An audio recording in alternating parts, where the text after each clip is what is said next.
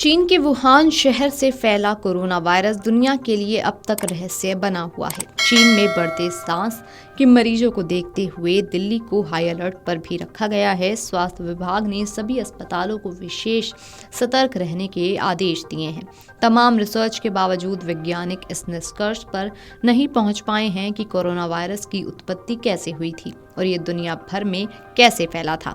इसी बीच चीन ने फिर खतरे की घंटी बजा दी है। रिपोर्ट्स हैं कि चीन में एक नया वायरस तेजी से फैल रहा है। इसका नाम है ह्यूमन मेटान्यूमो वायरस यानी कि HMPV। सोशल मीडिया के माध्यम से सामने आ रहा है कि रिपोर्ट्स में चीन के अस्पताल भरे पड़े हैं और शमशान घाटों पर भी काफी भीड़ है। ये वायरस कितना खतरनाक है, इस पर रिसर्च चल रही है।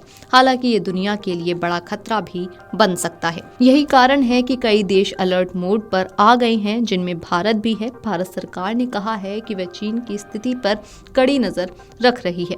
साथ ही विश्व स्वास्थ्य संगठन यानी कि WHO ने भी चीन की स्थिति के बारे में समय समय पर अपडेट देने को कहा गया है। अब सवाल ये है कि चीन के इस नए वायरस से सबसे ज्यादा खतरा किस देश को है? क्या ये वायरस भी कोरोना जैसे पैटर्न को फॉलो करेगा? चीन के वुहान में कोरोना के मामले सामने आने के बाद थाईलैंड पहला देश था जहां कोविड-19 का पहला केस दर्ज किया गया था। इसके बाद ये वायरस अन्य देशों में पहुंचा। अगर ये वायरस भी इसी पैटर्न को फॉलो करता है तो उन देशों को सबसे बड़ा खतरा हो सकता है जहां से सबसे ज्यादा लोग चीन के यात्रा करते हैं।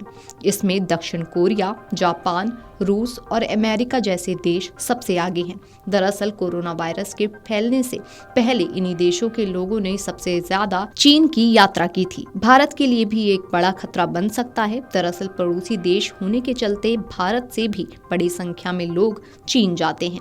आपको बता दें कि फरवरी 2020 में कोरोना वायरस के मामले अफ्रीका में सामने आए थे। महीने के अंत में नाइजीरिया में पहला मामला घोषित किया गया था। महज 3 महीने के अंतर ही ये पूरे महाद्वीप में फैल गया था। 26 मई तक लगभग सभी अफ्रीकी देश इसकी चपेट में आ गए थे। खास बात यह है कि अफ्रीका में कोरोना वायरस चीन के बजाय यूरोप और संयुक्त राज्य अमेरिका से पहुंचा था। कोरोना के सबसे ज्यादा संक्रमित एशियाई देशों में भारत, दक्षिण कोरिया, तुर्की, वियतनाम और ईरान है। जुलाई 2021 में भारत, इंडोनेशिया, ईरान और तुर्की में कोरोना के कारण सबसे ज्यादा मौतें दर्ज की गई थीं। 24 जनवरी 2020 को फ्रांस के बोर्डो में पहले कोरोना वायरस की पुष्टि हुई थी। इसी के साथ ये वायरस यूरोप में पहुंचा और पूरे महाद्वीप में फैल गया। 17 मार्च 2020 तक यूरोप के हर देश में कम से कम एक मामले की पुष्टि हो चुकी थी।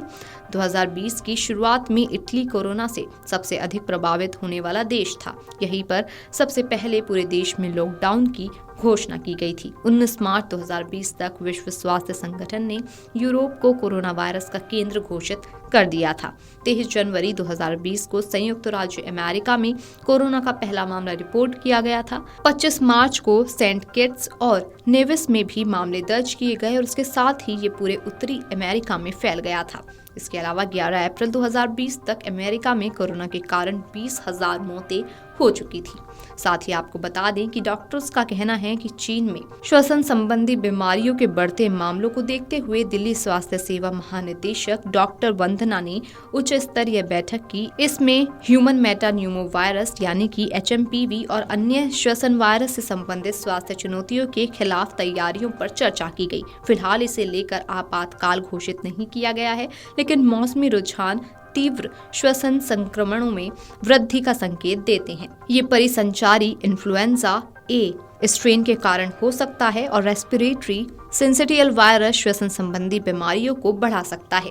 Video desk amarujala.com। Amar Ujala Jeevanjali के सारथी की मदद लें और महाकुंभ में स्नान जरूर करें।